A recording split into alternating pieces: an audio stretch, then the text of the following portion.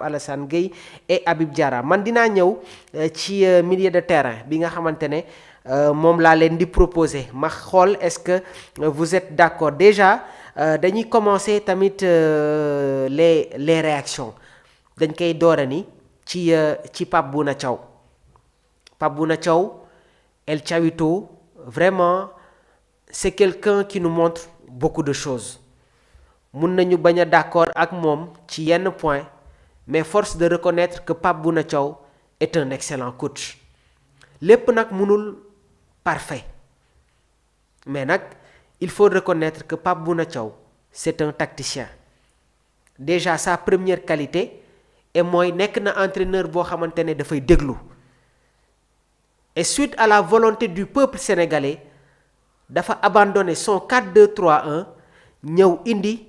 son schéma classique muy le 4-3-3 mais nag ce qui fascine le plus chez Pape Bouna Thiaw mooy dafa am une intelligence au-dessus de la moyenne parce que nag démb kenn jàppul woon ne que Abdoulaye Seck dina ko titulariser face à cette équipe du Bénin et pourtant c'est ce joueur qui a décanté la situation à la 38e minute de jeu permettant aux Lions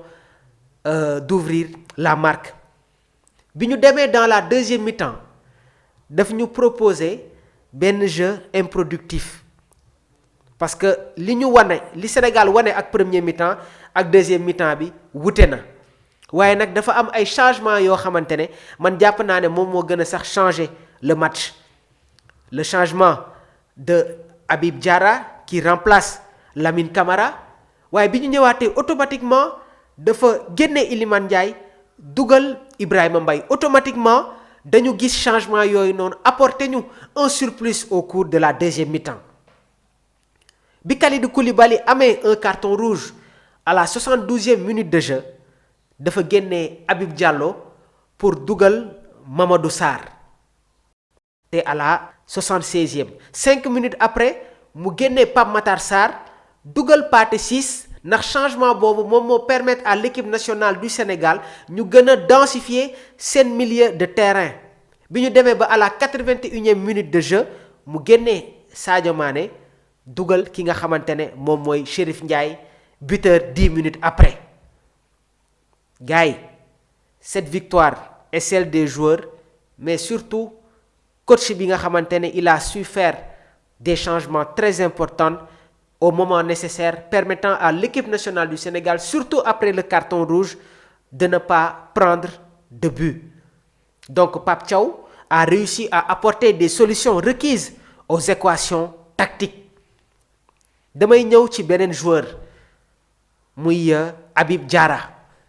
ñu bëri ñi ko doon xaarani beaucoup pensaient que sax voyaient que Habib Diarra dafa waloon titulaire démb face au Bénin mais dafa nekk joueur boo xamante ne dafa jóge ci blessure et dans le management Bouna Thiaw da am leen loo xamante daf koy réserver léegi nag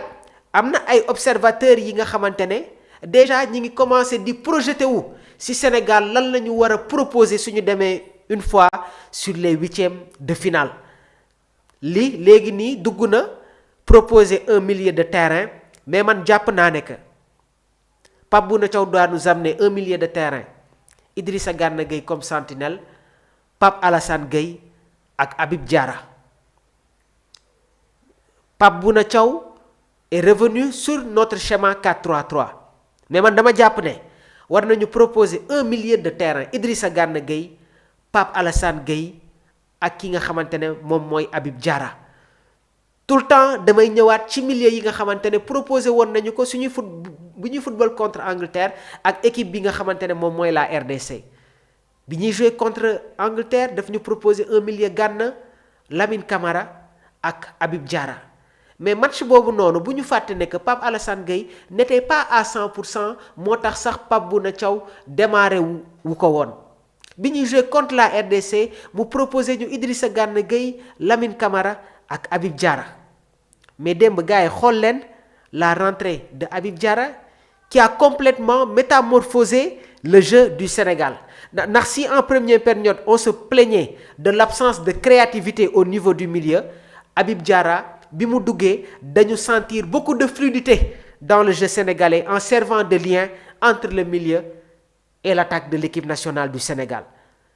Il est plus qu'un titulaire indiscutable. Habib Diarra est le moteur de cette équipe. Quand il joue au niveau du milieu de terrain, équipe bi dafay am une valeur ajoutée parce que c'est un milieu de terrain capable de te marquer des buts. Et analyse boobu noonu jotoon naa ko def laataa ñuy jouer contre le Bénin ñi ngi wax tout le temps le manque de réalisme de nos attaquants mais gars yi le Sénégal a marqué 7 buts contre le Botswana dañoo dugal 3 contre la RDC ñu dugal benn bërki démb ñu dugalaat 3 buts donc le Sénégal a marqué 7 buts en 3 rencontres encaissé benn but donc aujourd'hui il y a la machine qui est en marche léegi nag l'équipe doit faciliter ces matchs beneen constat bi nga xamante ne def naa ko mooy le Sénégal est beaucoup plus dominateur dans le jeu suñu demee ba à la 30e minute de jeu dugg à la 35e et loolu gis nañ ko contre la RDC gis nañ ko contre le Botswana répété nañ ko démb face au Bénin léegi nag dafa am compétition bu bees boo xamante ne moom mooy commencer muy les phases à élimination directe c'est un seul match et boobu ba tey le Sénégal a joué match par match li Sénégal produire contre le Botswana produire ko contre la RDC wute na ak li ñu produire démb face à cette équipe du Bénin donc dans ce genre de match-là il faut très vite concrétiser nos occasions marquer le but avant l'adversaire et démb je pense que clean sheet bu Edouard Mendy am nekk na tamit lu am solo trop pour la confiance des joueurs mais nag Sénégal dafa perdre un élément très important muy Kalidou Koulibaly dinaa ñëw sur son carton rouge dañuy ñëw ci beneen joueur muy Habib Diallo un vrai attaquant l'homme qui s'est marqué les yeux fermés parce que gis ngeen gars yi Pape Thiaw a bien fait de convoquer 4 attaquants te sur les 4 attaquants 3 attaquants yëpp dugal nañu Nicolas dugal na ñaari buts Chérif Ndiaye dugal na 2 buts à égalité avec Jackson Habib Diallo démb contre la RDC moo remplacé Jackson mais démb moom itamit il a marqué son but gisaguñu nag Boulaye Dia mais je pense que Pape a bien fait de convoquer ces 4 avant-centres ba tey damay desani ci Habib Diallo un joueur qui à l'intérieur de la surface de réparation il règne en maître parce que démb nee naa leen Kalidou Koulibaly gis nañ ko muy def de plus en plus les passes longues maanaam le jeu long parce que il a compris que Habib c'est un attaquant très imposant qui sait prendre ses responsabilités et à chaque fois qu'il décroche moom dafa am loo xamante ne daf la koy indil un vrai renard de surface c'est un attaquant qui sent le but buteur face au Brésil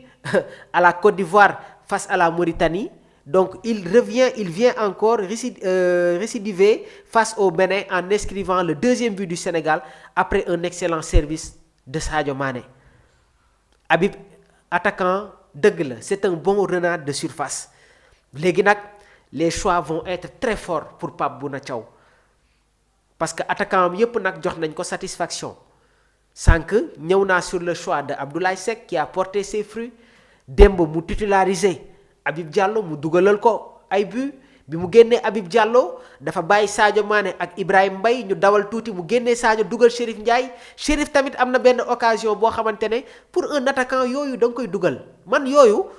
du ma ko baal avant-centre surtout des joueurs de ce calibre-là c'est des buts yoo xamante ne da nga koy dugal rey match bi carrément dañuy jël ba tey la réaction de Univers Gaynde moom itamit mu nekk un fidèle internaute de Sport Life 221 doyen Diaw ñu ngi lay ziar bu baax di la jaajëfal yaa ngi en direct sur Sport Life 221